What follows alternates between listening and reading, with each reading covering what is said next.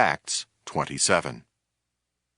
And when it was determined that we should sail into Italy, they delivered Paul and certain other prisoners unto one named Julius, a centurion of Augustus' band.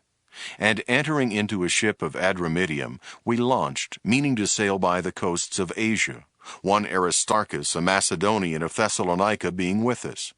And the next day we touched at Sidon. And Julius courteously entreated Paul, and gave him liberty to go unto his friends to refresh himself. And when we had launched from thence, we sailed under Cyprus, because the winds were contrary. And when we had sailed over the sea of Cilicia and Pamphylia, we came to Myra, a city of Lycia. And there the centurion found a ship of Alexandria sailing into Italy, and he put us therein. And when we had sailed slowly many days, and scarce were come over against Cnidus, the wind not suffering us, we sailed under Crete over against Salmone. And hardly passing it, came unto a place which is called the Fair Havens, nigh whereunto was the city of Lycia. Now when much time was spent, and when sailing was now dangerous, because the fast was now already past, Paul admonished them, and said unto them, Sirs, I perceive that this voyage will be with hurt and much damage, not only of the lading and ship, but also of our lives. Nevertheless, the centurion believed the master and the owner of the ship more than those things which were spoken by Paul. And because the haven was not commodious to winter in, the more part advised to depart thence also, if by any means they might attain to Phoenice, and there to winter, which is an haven of Crete, and lieth toward the southwest and northwest. And when the south wind blew softly, supposing that they had obtained their purpose, loosing thence, they sailed close by Crete.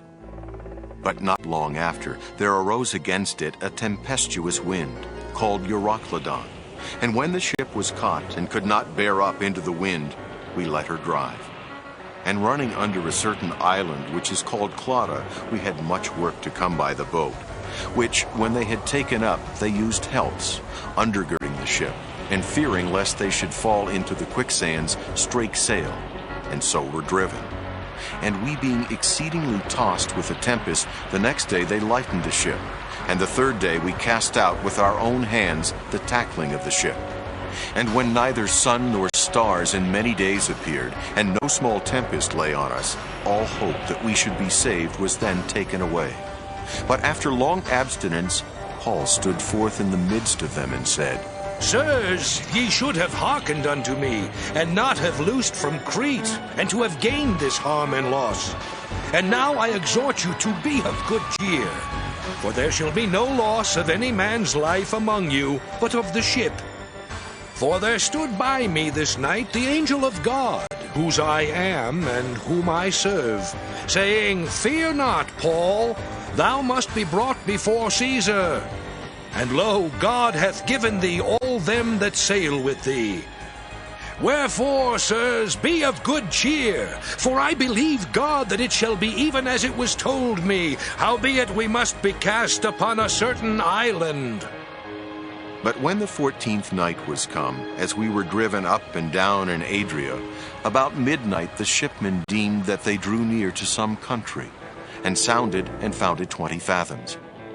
And when they had gone a little further, they sounded again, and found it 15 fathoms. Then, fearing lest we should have fallen upon rocks, they cast 4 anchors out of the stern, and wished for the day. And as the shipmen were about to flee out of the ship, when they had let down the boat into the sea under color as though they would have cast anchors out of the foreship, Paul said to the centurion and to the soldiers, Except these abide in the ship, ye cannot be saved. Then the soldiers cut off the ropes of the boat, and let her fall off. And while the day was coming on, Paul besought them all to take meat, saying, This day is the 14th day that ye have tarried and continued fasting, having taken nothing. Wherefore I pray you to take some meat, for this is for your health, for there shall not an hair fall from the head of any of you. And when he had thus spoken, he took bread, and gave thanks to God in presence of them all. And when he had broken it, he began to eat. Then were they all of good cheer, and they also took some meat, And we were in all in the ship 260 souls. And when they had eaten enough, they lightened the ship, and cast out the wheat into the sea. And when it was day, they knew not the land, but they discovered a certain creek with a shore, into the which they were minded, if it were possible, to thrust in the ship. And when they had taken up the anchors, they committed themselves unto the sea, and loosed the rudder bands, and hoised up the mainsail to the wind, and made toward shore. And falling into a place where two seas met, they ran the ship aground. And the forepart stuck fast, and remained unmovable, but the hinder part was broken with the violence of the waves. And the soldiers' counsel was to kill the prisoners, lest any of them should swim out and escape. But the centurion, willing to save Paul, kept them from their purpose, and commanded that they which could swim should cast themselves first into the sea and get to land, and the rest, some on boards and some on broken pieces of the ship.